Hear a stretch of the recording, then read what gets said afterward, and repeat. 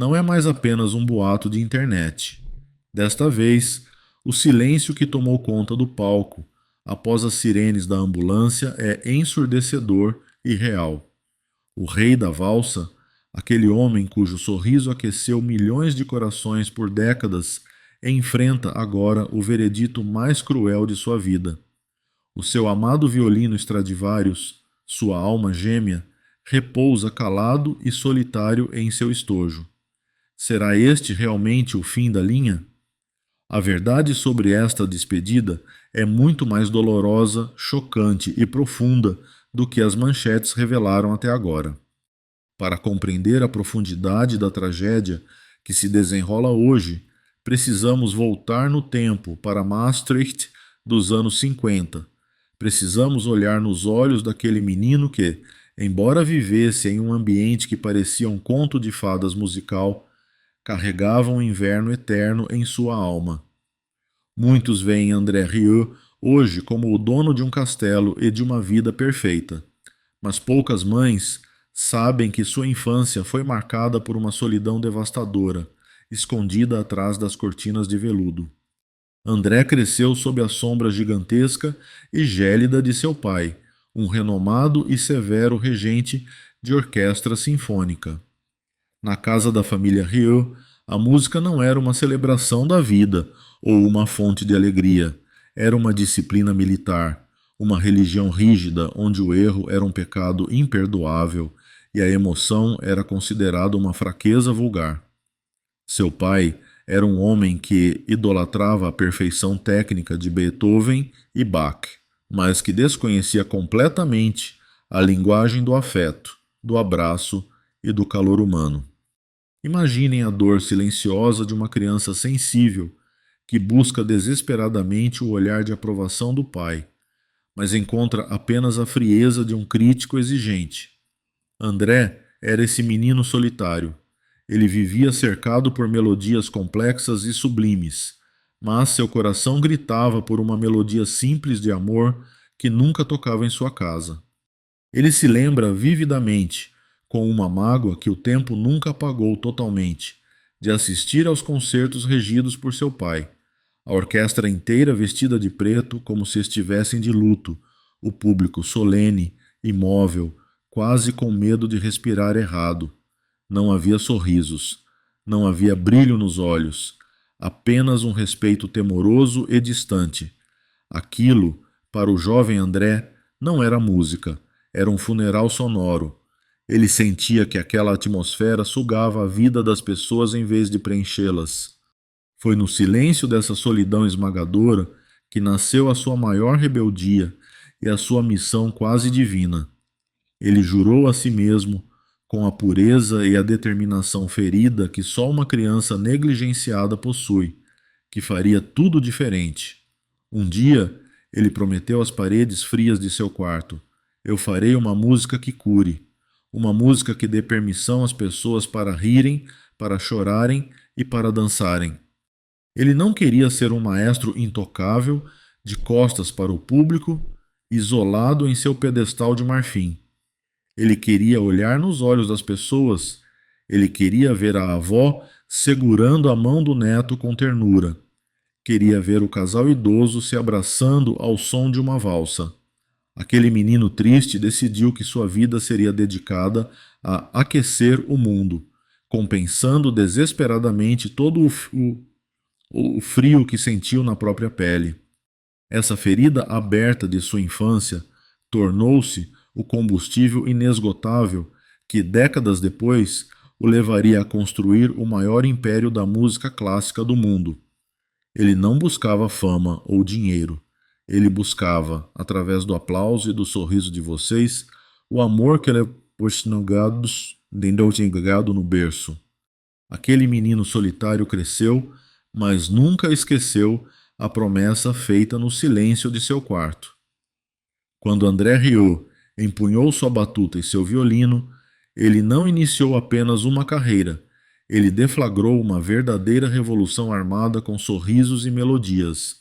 Ele olhou para o mundo da música clássica, aquele mundo elitista, empoeirado e trancado em catedrais escuras, e decidiu que era hora de acender as luzes. Sua inovação foi audaciosa e considerada um sacrilégio pelos puristas. Ele tirou a orquestra dos teatros abafados e a levou para onde o povo estava. Os estádios de futebol, as praças públicas, as arenas gigantescas. Ele transformou o concerto em um festival da alma. Enquanto os maestros tradicionais regem, olhando apenas para a partitura, ignorando quem está atrás deles, André rege com os olhos fixos em você. Ele não controla a multidão apenas com a batuta. Ele comanda 40.000 pessoas com um levantar de sobrancelhas, com um sorriso cúmplice, com um olhar magnético que diz: venha, sinta isso comigo. E não se enganem pensando que ele toca apenas a segunda valsa de Shostakovich. Sua genialidade técnica vai muito além. Quem já ouviu reger o bolero de Ravel testemunhou uma construção de tensão quase insuportável, uma explosão de sensualidade e poder que deixa a plateia sem fôlego. Ou quando ele interpreta Tosca de Puccini, ele não está apenas tocando notas, ele está contando uma tragédia, arrancando lágrimas até dos corações mais duros. Ele provou que a música clássica não precisa ser chata ou difícil, ela só precisa ser sentida. Mas para realizar esse sonho, André precisou fazer algo que nenhum outro músico teve a coragem de fazer: criar seu próprio império independente. Ao contrário das orquestras estatais, que vivem de subsídios do governo e não se importam se o público está gostando ou não, André decidiu ser dono de seu próprio destino. Ele criou a Johann Strauss Orchestra, a maior orquestra privada do mundo. Esta decisão foi uma aposta de alto risco, uma estratégia de negócios impulsionada pela paixão. E aqui reside um detalhe que toca profundamente a alma feminina e que foi crucial para o seu sucesso: a estética. André sabia que as mulheres, que formam a base mais leal de seu público, mereciam sonhar. Ele olhou para os vestidos pretos, tristes e uniformes das orquestras tradicionais e disse: não. Junto com sua esposa Marjorie, ele desenhou pessoalmente os figurinos. Ele trouxe de volta o encanto das crinolinas, aqueles vestidos de baile rodados, dignos de princesas de contos de fadas. Em vez do preto do luto, ele vestiu suas musicistas com cores vibrantes, sedas, tafetás e cristais que brilham sob as luzes do palco. Cada concerto é um desfile de moda, uma celebração da feminilidade e da elegância. Ele entendeu que, quando uma senhora assiste ao seu show, ela não quer apenas ouvir, ela quer ser transportada para um mundo onde a beleza e a nobreza ainda existem. E esse cuidado não é apenas externo. O segredo mais bem guardado deste império é o amor paternal que André nutre por seus funcionários. Ele não trata os 120 membros de sua equipe como empregados, mas como filhos. Em um mundo corporativo frio, André é uma anomalia. Ele sabe o nome de cada um, conhece suas famílias. Enquanto muitas orquestras viajam de forma precária, André garante que sua equipe tenha o melhor. Os melhores hotéis, chefes de cozinha particulares que viajam com eles para garantir uma alimentação saudável e até médicos à disposição. Ele cuida do sono e da dignidade de seus músicos. É por isso que eles tocam com tanta alegria genuína. Aquele sorriso que você vê no rosto da violinista ou do percussionista não é encenação. É a gratidão de quem se sente amado e protegido pelo seu líder. Essa lealdade absoluta é a fundação de seu império. Mas nada disso existiria sem a mulher por trás do rei. Marjorie, sua esposa e pilar de sustentação. Nos primeiros dias, quando os bancos fecharam as portas e os críticos riam de sua ambição, foi Marjorie quem acreditou. Há um relato comovente de que, em um momento crítico de falta de fundos para pagar a primeira turnê, Marjorie vendeu suas últimas joias e economias pessoais sem hesitar. Ela não estava investindo em um negócio, ela estava investindo na alma de seu marido. Ela é a co-arquiteta desse sonho, a mão firme que segurou André quando o mundo parecia grande demais para ser conquistado. Hoje, ao olharmos para esse império de beleza e sucesso, é fácil esquecer o preço que foi pago. Mas o corpo cobra suas dívidas, e para André, a primeira cobrança chegaria de forma aterrorizante, ameaçando derrubar o castelo que ele e Marjorie construíram com tanto sacrifício. Mas, como em toda grande ópera dramática, o momento de maior triunfo é frequentemente seguido por um golpe traiçoeiro do destino. O corpo humano, por mais talentoso que seja, tem limites biológicos que nem mesmo a força de vontade pode ignorar. E entre os anos de 2010 e 2012, André Rieu conheceu o inferno pessoal que quase silenciou seu violino para sempre. Não foi um acidente visível, nem uma doença comum. Foi um ataque invisível e aterrorizante. Uma infecção viral grave atingiu seu sistema vestibular, o centro de equilíbrio do cérebro. Para um homem comum, isso seria debilitante. Para um maestro que precisa ficar de pé em um pódio, regendo e tocando simultaneamente, foi uma sentença de incapacidade total. A descrição desse período é de cortar o coração. André, o homem que comandava estádios com a postura ereta de um general napoleônico, de repente viu o mundo desabar, literalmente. Ele descreveu a sensação como se o chão estivesse constantemente se inclinando a 90 graus. O teto girava, as paredes se fechavam. A tontura era tão violenta e nauseante que o rei da valsa foi reduzido a um estado de impotência absoluta. Houve dias em que ele não conseguia sequer caminhar até o banheiro. O homem que viajava o mundo em jatos privados teve que rastejar de quatro pelo chão de seu quarto, agarrando-se aos móveis para não cair, chorando de frustração e medo. A dignidade parecia esvair-se a cada tentativa falha de ficar de pé.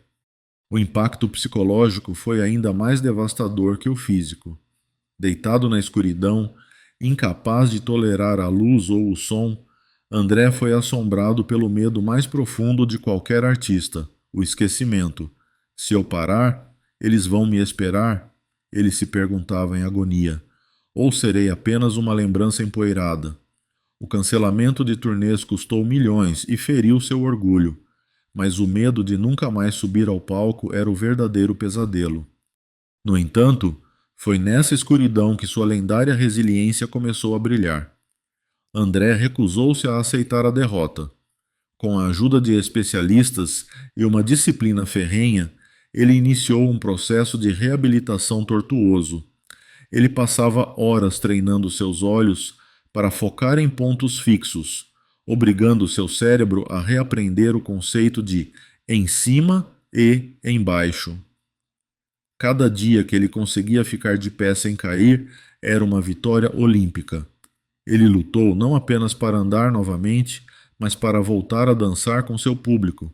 Ele venceu aquela batalha, mas mal sabia ele que os testes de fé estavam apenas começando. André mal havia se recuperado fisicamente quando a vida lhe apresentou faturas emocionais que dinheiro nenhum poderia pagar. Se a doença atingiu seu corpo, os eventos seguintes atacariam sua alma e testariam sua fé em Deus como nunca antes. Em 2016, uma sombra de tristeza cobriu o palco colorido de Rio. Ruud Merckx, seu trombonista e, mais importante, seu irmão de alma e amigo leal por décadas, faleceu repentinamente. Para André, perder Ruud foi como perder um membro do próprio corpo.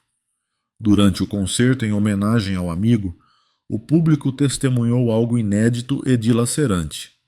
O maestro, sempre sorridente, desabou.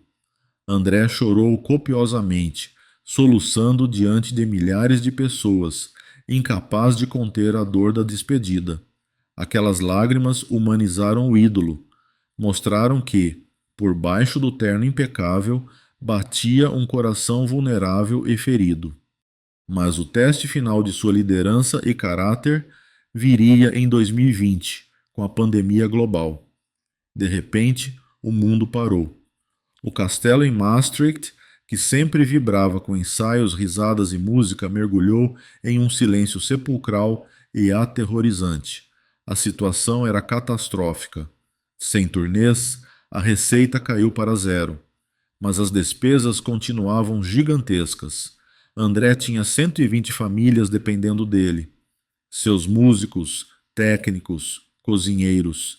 Se fosse um empresário comum, a lógica seria simples: demitir a orquestra para salvar a própria fortuna. Os contadores o aconselharam a fazer isso. Corte os custos, André. Salve-se, diziam. Mas André olhou para suas crianças e tomou uma decisão que define quem ele é. Ele se recusou a demitir uma única pessoa. Eles me deram os melhores anos de suas vidas. Eu não vou abandoná-los agora que o barco está afundando, declarou. Para manter sua promessa, ele queimou suas economias pessoais. Ele passava os dias assando bolos em sua cozinha, uma terapia humilde para não enlouquecer com a ansiedade, enquanto via sua conta bancária esvaziar dia após dia. O momento mais crítico, aquele que revela a verdadeira grandeza de sua alma, chegou quando o dinheiro estava prestes a acabar. André olhou para seu bem material mais precioso, seu violino Stradivarius de 1767. Aquele instrumento não era apenas madeira e cordas, era sua voz, sua identidade, sua alma, avaliado em milhões de dólares. Com o coração em pedaços, ele decidiu: se for necessário, eu venderei o Stradivarius. Eu posso viver sem o violino, mas não posso viver sabendo que deixei minha equipe passar fome. Foi um sacrifício bíblico. Ele estava disposto a entregar seu Isaac, seu tesouro maior, por amor ao próximo. E Deus, testemunhando a pureza e a generosidade desse coração, interveio. A providência divina agiu. O mundo começou a reabrir e André não precisou vender seu instrumento. Ele salvou a orquestra e salvou sua alma. Ele provou que, para ele, as pessoas valem mais do que qualquer tesouro existente. Mas mal sabia ele que, após vencer a falência e o luto, o maior desafio físico de sua vida o aguardava no calor impiedoso do México, onde a música quase parou para sempre. Chegamos agora ao momento mais doloroso desta história, o capítulo que nenhum de nós queria ler, mas que precisa ser contado para que entendamos o verdadeiro significado da palavra milagre. Foi em 2024, na vibrante e ardente cidade do México. O cenário estava montado para mais uma noite de glória, mas o destino tinha escrito um roteiro diferente, um roteiro de quase tragédia. A atmosfera no Estádio Nacional era elétrica e sufocante. Mais de 40 mil pessoas se aglomeravam sob um calor implacável, gritando o nome de André como se ele fosse um messias da música. Mas nos bastidores, longe dos holofotes dourados, algo estava terrivelmente errado. Pela primeira vez em décadas, André sentiu medo antes de entrar em cena. Seu corpo, aquela máquina incansável que havia suportado mais de 100 shows por ano, começou a emitir sinais de alerta vermelhos e violentos. Suas mãos, que sempre seguraram o arco do violino com a firmeza de uma rocha, tremiam incontrolavelmente. Um zumbido agudo, como o som de uma cigarra gigante, invadiu seus ouvidos, abafando o som da afinação da orquestra. Seu coração não batia no ritmo da valsa. Ele galopava descompassado, tropeçando em arritmias assustadoras.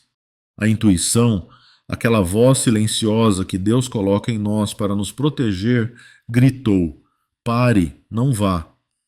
Mas o senso de dever de André, seu amor quase suicida pelo público, falou mais alto. Ele olhou para o espelho, respirou fundo buscando um ar que parecia não chegar aos pulmões, forçou seu sorriso de marca registrada e caminhou em direção à luz. Ele escolheu ignorar o próprio corpo para não decepcionar vocês. O concerto começou. A energia era avassaladora, mas, à medida que a noite avançava, O palco começou a se transformar em uma armadilha mortal. O calor das luzes parecia queimar sua pele. O sorriso que ele mantinha no rosto não era mais de alegria, era uma máscara de dor física excruciante. Então aconteceu. Foi durante os acordes finais e triunfantes da Ode à Alegria de Beethoven. Que ironia cruel do destino! Cair justamente no hino que celebra a vida. Para a plateia, tudo aconteceu em câmera lenta, como um pesadelo visual. André baixou a batuta.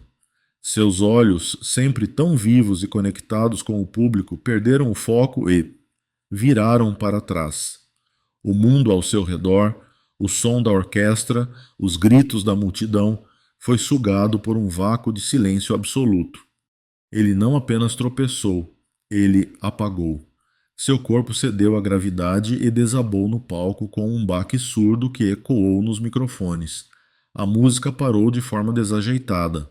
O estádio, segundos antes explodindo em euforia, foi engolido por um grito coletivo de horror. O caos se instalou. Músicos largaram seus instrumentos e correram. Marjorie, assistindo da lateral, sentiu seu sangue gelar. Naquele momento, deitado no chão frio do palco, com a consciência indo e vindo, André viu as luzes dos refletores se transformarem em borrões distantes. Ele sentiu o gosto metálico de sangue na boca.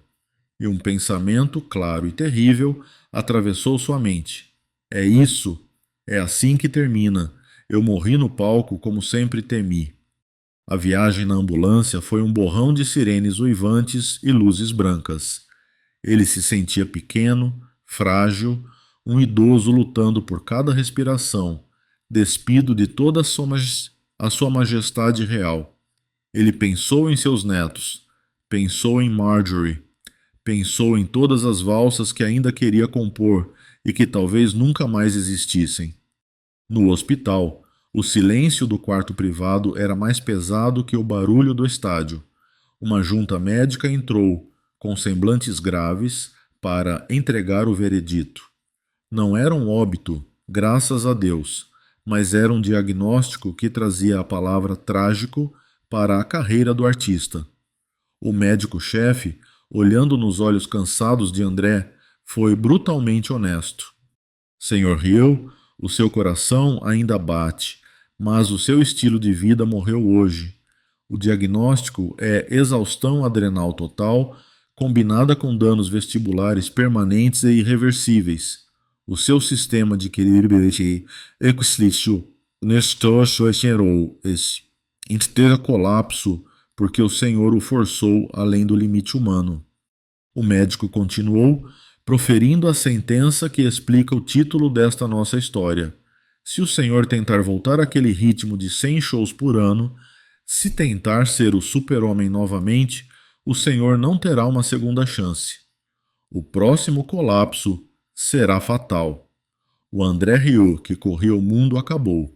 Ou o Senhor se despede dessa vida agora, ou a vida se despedirá do Senhor. Foi um momento de luto profundo. Aquele diagnóstico foi trágico porque significava a morte de uma identidade. Ele teve que aceitar, com lágrimas de impotência, que não era imortal. Teve que dizer adeus à adrenalina viciante das turnês intermináveis. Foi uma despedida forçada, dolorosa, amarga. Ele teve que escolher entre a música e a vida. Ali, naquele leito de hospital, o velho André morreu. Mas foi exatamente dessa morte simbólica que o milagre começou a acontecer, permitindo que um novo André nascesse das cinzas. Diante de tudo o que foi revelado, preciso fazer uma pausa solene para olhar nos olhos de cada uma de vocês e dizer a verdade, doa a quem doer. Há muita maldade na internet, muita gente espalhando boatos cruéis apenas para ganhar cliques, dizendo que o nosso maestro partiu. Mas eu estou aqui para ser a voz da esperança e da verdade. André Rieu não morreu. O que aconteceu foi um verdadeiro milagre, uma prova viva de que Deus não abandona seus escolhidos, e principalmente e principalmente de que ele escuta o clamor dos fiéis. Acredito com todas as forças do meu coração que foram as orações de milhões de mães, avós e devotas ao redor do mundo, e especialmente a fé ardente das brasileiras, que sustentaram a vida dele quando a medicina já estava cética. Deus olhou para aquele homem no leito do hospital e disse: Ainda não, meu filho, o Brasil ainda precisa de você. A realidade atual, que muitos tentam esconder, é que ele está entre nós. Contra todas as probabilidades lógicas, ignorando os conselhos de repouso absoluto de seus médicos europeus, André cruzou o oceano. Ele veio ao Brasil. E por que ele faria essa loucura? Por que arriscar a pouca saúde que lhe resta em uma viagem transatlântica exaustiva? A resposta é o amor. O amor que ele sente pela paixão do público brasileiro é o remédio mais forte que qualquer droga farmacêutica. Ele sabia que se sua carreira tivesse que terminar, se ele tivesse que tocar suas últimas notas, teria que ser aqui, na terra onde o público não apenas aplaude, mas canta junto, chora junto e abraça com a alma. No entanto, quem teve a bênção de vê-lo recentemente nos palcos de São Paulo ou do Rio de Janeiro, testemunhou uma cena diferente. É preciso ser honesto. Não é mais o mesmo André frenético e incansável de 10 anos atrás. Sim, quem olhou de perto viu que seus passos estão mais lentos. Sim, seus cabelos estão mais brancos e há uma sombra de cansaço visível em seus olhos azuis, marcas de uma batalha silenciosa que ele trava nos bastidores a cada intervalo. Há relatos de que ele pode estar lutando contra uma recaída de uma forte virose, algo que em um jovem seria banal, mas que em um corpo de 76 anos, já debilitado pelo sistema vestibular danificado, é um calvário. Mas é exatamente aqui que reside a beleza dolorosa deste momento. A força que o mantém em pé naquele palco, segurando o violino por horas sob o calor dos trópicos, não é física. Se dependesse dos músculos, ele já teria caído. A força é puramente espiritual, é a força de vontade de um gigante. Hoje, a maneira como ele se apresenta mudou e tornou-se algo quase sagrado. Ele não corre mais de um lado para o outro. Ele toca de forma mais contida, mais lenta, mas infinitamente mais profunda. Cada vez que ele levanta o arco, parece que está fazendo uma oração. Cada vez que ele sorri para a plateia brasileira, há um brilho de despedida e de gratidão eterna em seu olhar. Ele transformou os shows no Brasil em uma missa de agradecimento. Ele sabe que está desafiando a morte a cada compasso. Ele sabe que cada vez que consegue terminar o espetáculo sem desmaiar, é um pequeno milagre acontecendo em tempo real. Ele não está morrendo no palco, minhas amigas. Ele está vivendo. Ele está escolhendo gastar sua última gota de energia vital para fazer vocês felizes. Isso não é apenas música, é o maior ato de amor que um artista pode oferecer. E assim, caminhamos para o final desta narrativa, chegando ao momento presente, neste mês de novembro de 2025. Se olharmos para André Rieu hoje, não veremos mais aquele homem ansioso que corria contra os ponteiros do relógio, desesperado para conquistar o próximo país ou lotar a próxima arena. O diagnóstico trágico que recebeu no México, embora doloroso, trouxe-lhe um presente inesperado: a permissão para parar. A imagem que define o André de hoje é de uma serenidade quase monástica. Longe da loucura dos aeroportos e dos hotéis impessoais, ele redescobriu a beleza sagrada de seu próprio lar em Maastricht. Ele aceitou a verdade mais difícil para qualquer ídolo: ele não pode vencer o tempo. Ninguém pode. Seus cabelos estão completamente brancos. Sua pele carrega as marcas de uma vida vivida intensamente. E suas mãos já não possuem a agilidade de um jovem de 20 anos. Mas em vez de lutar contra isso com cirurgias ou negações, André abraçou sua velhice com a dignidade de um rei sábio. Ele entendeu que sua música já venceu a morte. Ela se tornou imortal. Mesmo quando ele não estiver mais aqui fisicamente, as valsas que ele regeu continuarão a girar nos casamentos, nas festas de bodas de ouro e nas salas de estar de milhões de pessoas. Mas a cena mais bela e comovente de seus dias atuais não acontece sob os holofotes de um estádio lotado. Acontece na intimidade de sua sala de estar, sobre o tapete persa. Ali, sentado no chão, sem o terno de gala, apenas como um avô amoroso, ele toca melodias simples para sua neta Daisy. Ao olhar para os olhos curiosos da pequena Daisy, André vê o futuro. Ele vê a continuação de seu sonho. Ele não precisa mais provar nada para o fantasma de seu pai frio e exigente. Ele quebrou o ciclo de frieza da família Ryu. Ele se tornou o pai e o avô carinhoso que aquele menino solitário de 1950 tanto desejava ter. O violino, que antes era uma ferramenta de conquista mundial, agora é um brinquedo de amor entre gerações. O diagnóstico trágico, ironicamente, não foi o fim de sua vida. Foi, na verdade, uma carta de alforria. Libertou-o da obrigação escravizante de ser perfeito o tempo todo, permitindo que ele pudesse ser, finalmente, apenas humano. Foi Deus dizendo: Descanse, meu filho. Você já fez o suficiente. Agora aproveite o amor que você plantou. E aqui, minhas queridas amigas e leitoras, deixo a mensagem final que a vida de André nos ensina hoje. Sei que muitas de vocês que estão lendo isso também carregam dores, cansaço e preocupações com a saúde. O conselho silencioso que André nos dá é este: não esperem um diagnóstico trágico ou um susto no hospital para começarem a valorizar o que realmente importa. A vida é exatamente como uma valsa de Strauss. Ela gira rápido, às vezes nos deixa tontos. Tem seus momentos de melancolia, mas acaba muito mais cedo do que esperamos. Não guardem seus melhores vestidos para uma ocasião especial que pode nunca chegar. Usem-nos hoje. Abracem seus netos com força.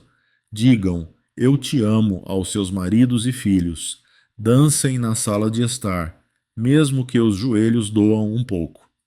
Cuidem da saúde, sim, mas não deixem de viver por medo. André Rieu quase perdeu tudo para aprender isso. Que a história dele sirva de inspiração para todas nós, porque, no final das contas, quando as cortinas se fecham e as luzes se apagam, a única música que realmente importa não é a que toca no rádio, mas a batida do coração daqueles que amamos e que estão ao nosso lado.